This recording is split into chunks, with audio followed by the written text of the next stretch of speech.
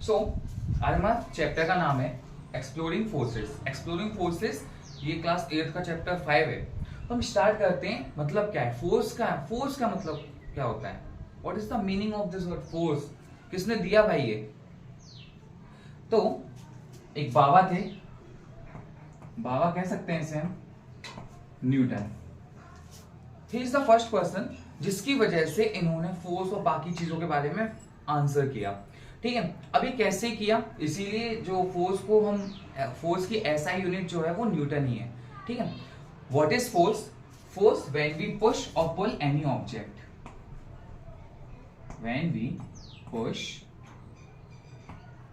और pull any object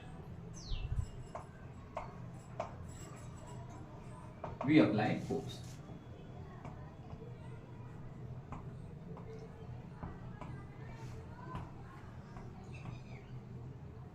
हम जब भी किसी चीज को या तो धक्का देते हैं या खींचते हैं तो उसे हम क्या कहते हैं? फोर्स। अब फोर्स के बारे में 3 लाइनें और याद रखनी है। सबसे पहले इसकी एसआई यूनिट क्या थी? एसआई यूनिट इसकी एसआई यूनिट थी न्यूटन। ठीक है, एसआई उल्टी फॉर्म है इंटरनेशनल सिस्टम की। एसआई क्या है? International system. मतलब पूरे वर्ल्ड में फोर्स को नापने के लिए जिस चीज का इस्तेमाल किया जाता है दैट इज न्यूटन। सेकेंड चीज हमें क्या याद रखनी है कि जो फोर्स है ये एक वेक्टर क्वांटिटी है। It is a vector quantity. अब वेक्टर क्वांटिटी मींस समझते हैं। जैसे मैं फोर्स लगाना चाहता हूं, एक दरवाजा है, उस दरवाजे पे तो उसमें लिखा हुआ है पुश। क्या लिखा हुआ है? पुश। और मैंने ऐसे पकड़ के मैं पूरी कोशिश कर रहा हूं उसे खींचने की, लेकिन वो खुल नहीं रहा। रीजन क्या है इसका? इसका रीजन है कि जब हम उसको खींचेंगे अपनी साइड वो होता है पुल, लेकिन उसमें लिखा हुआ है डायरेक्शन क्या था उसका? पुश। इट मींस कि फोर्स एक ऐसी क्वांटिटी है जिसको मैग्नीट्यूड के साथ साथ डायरेक्शन की भी नीड होती है।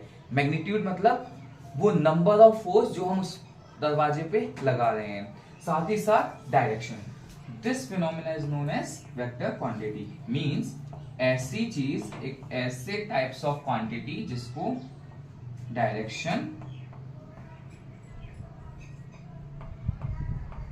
और मैग्नीट्यूड दोनों चाहिए होता है।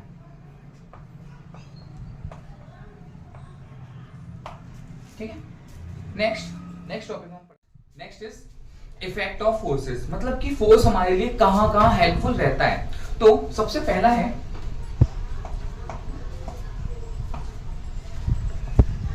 शेप। मतलब कि अगर मेरे पास फोर्स होगा तो मैं किसी भी चीज की शेप को चेंज कर सकता हूं। Second, size.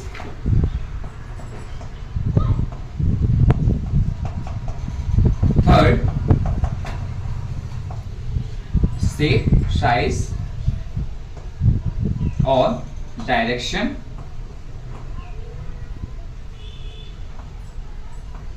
फोर्थ,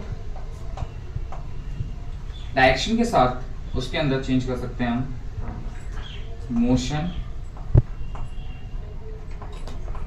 और रेस्ट। ठीक है, लाइक मैं किसी की शेप को चेंज कर सकता हूं, मैं उसके साइज को चेंज कर सकता हूं, मैं उसके डायरेक्शन को चेंज कर सकता हूं। जैसे आपने शायद देखा होगा जो बैट बॉल वाले जो बॉल डालते हैं, जो बैट्समैन होता है वो अपने पूरी जान से हिट करता है। जब वो हिट करता है जिस डायरेक्शन में उसका बैट का फ्लो जाता है उसी डायरेक्शन में बॉल मूव करना स्टार्ट कर देती है।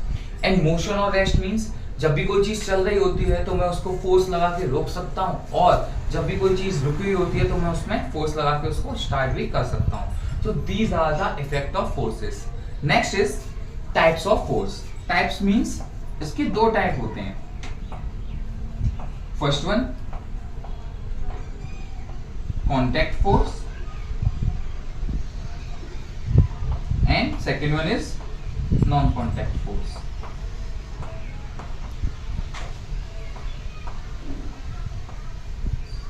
अब इनके नाम से ही इनके बारे में हमें पता चल जाता है। कॉन्टैक्ट फोर्स मींस जब जब ऐसा फोर्स, जब दोनों चीजें या दो से ज्यादा चीजें आपस में कांटेक्ट में आती हैं, तब जो फोर्स अप्लाई किया जाता है दैट इज कांटेक्ट फोर्स। और नॉन कांटेक्ट फोर्स मींस बिना उसके टच हुए, बिना उसके फिजिकली मीट हुए अगर वो दो फोर्स लग रहा है, इट मींस कि वो कौन सा फोर्स है? Non force. Contact force, contact force की अगर मैं बात करूं, कांटेक्ट फोर्स क्या होता है? इसके अंदर सबसे पहले आता है मस्कुलर फोर्स।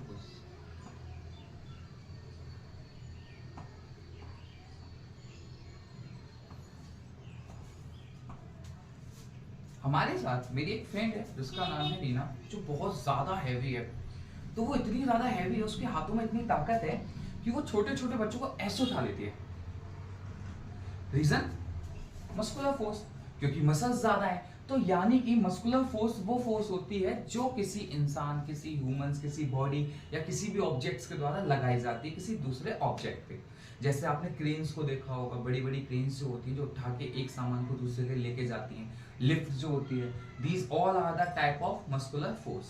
जितना उनके पास मसल्स की ताकत होगी उतना ही वो फोर्स अप्लाई करेंगे। ठीक है। सेकंड, इसी मस्कुलर फोर्स के बाद जो सेकंड आता है वो है फ्रिक्शन फोर्स।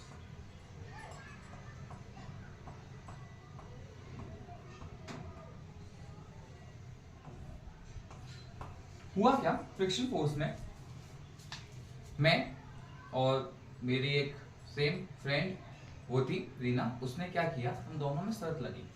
शर्त में हमने सोचा कि लड़ाई कर लेते हैं। तो अगेन भाई मस्कुलर फोर्स उनकी बहुत ज्यादा थी, तो मेरा प्रॉपर ध्यान था कि मसल्स से तो मैं उनसे नहीं जीत सकता।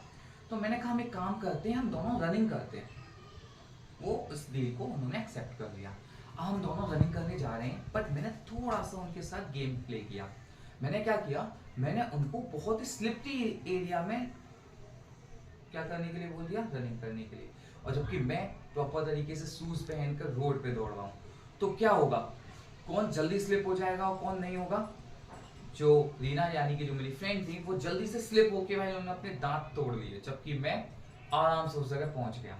मींस जो फ्रिक्शन फोर्स है वो रिड्यूस करने के लिए और बढ़ाने के लिए, इंक्रीज करने के लिए हम दो काम कर सकते हैं। First, how we reduce the friction force, अगर मैं उसको बहुत ज्यादा स्मूथ कर दूं, क्या कर दूं, स्मूथ, तो वो फ्रिक्शन फोर्स जो होगी वो रिड्यूस हो जाएगी। और कैसे इंक्रीज होगी, जब मैं सरफेस को बहुत ज्यादा रफ कर दूं। रफनेस को बढ़ाने पर फ्रिक्शन फोर्स बढ़ती चली जाएगी और स्मूथनेस को बढ़ाने पर फ्रिक्शन फोर्स कम होती चली जाएगी। नाउ यही दो टाइप्स ऑफ कांटेक्ट फोर्सेस होते हैं। उसके बाद हमारे जो तीन होते हैं वो नॉन कांटेक्ट फोर्स होते हैं, तो हम उसको पढ़ने वाले हैं। Thank you.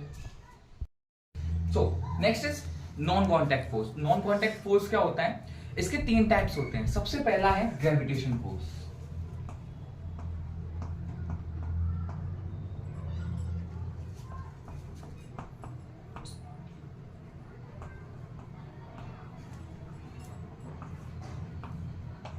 वैसे क्लास 9 का टॉपिक है, बट फिर भी ग्रेविटेशनल फोर्स क्या कहता है, कोई भी ऑब्जेक्ट हमारे अर्थ के पास है, अर्थ के ऊपर रखा हुआ है, जब वो ऊपर जाएगा तो वो नीचे ही गिरने वाला है।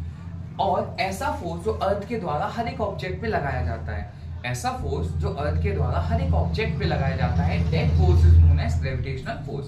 सेकंड इज, इससे क्या होगा, सारी चीजें जो भी हमारे अर्थ के एटमॉस्फेयर के अंदर हैं वो हमारी इसी फोर्स के थ्रू वर्क करती हैं। साथ ही साथ हम जो सोलर सिस्टम के पार्ट हैं, हम सारे प्लेनेट जो सन के चक्कर लगा रहे हैं वो भी इसी फोर्स के थ्रू लगा रहे हैं। और जो हमारा मून है, जो हमारी अर्थ के चक्कर लगा रहा है, वो भी ग्रेविटेशनल फोर्स के थ्रू ही काम कर रहा है। तो इस फोर्स के इफेक्ट सबसे पहला है मून का हमारे चक्कर लगाना, मतलब कि हम बोल सकते हैं कि रेवोल्यूशन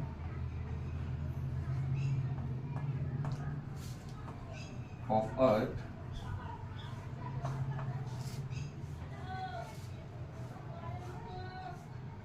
surrounding the sun। तो सन के चारों तरफ जो हम रिवॉल्व करते हैं 365 डेज में, वो हमारे ग्रेविटेशनल फोर्स के थ्रू होता है। सेकेंड, ग्रेविटेशनल फोर्स के बाद जो सेकेंड वन है दैट इज मैग्नेटिक फोर्स।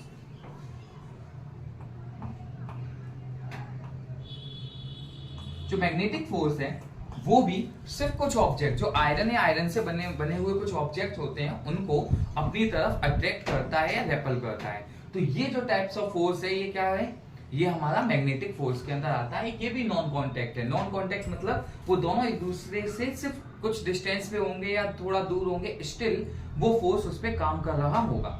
ठीक है। मैग्नेटिक फोर्स के बाद जो लास्ट वन है that is electrostatic force.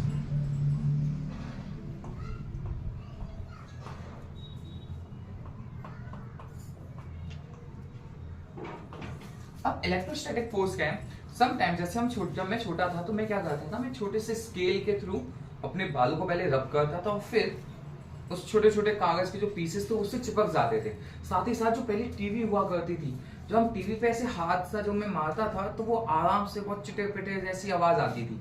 So these types of things we got to know that is electrostatic force, जो हर एक ऑब्जेक्ट्स में कुछ समय के लिए आता है। ये जो इलेक्ट्रोस्टैटिक फोर्स है ये हर एक ऑब्जेक्ट्स में कुछ समय के लिए आता है, जो इलेक्ट्रोड्स के थ्रू सबसे ज्यादा काम करता है।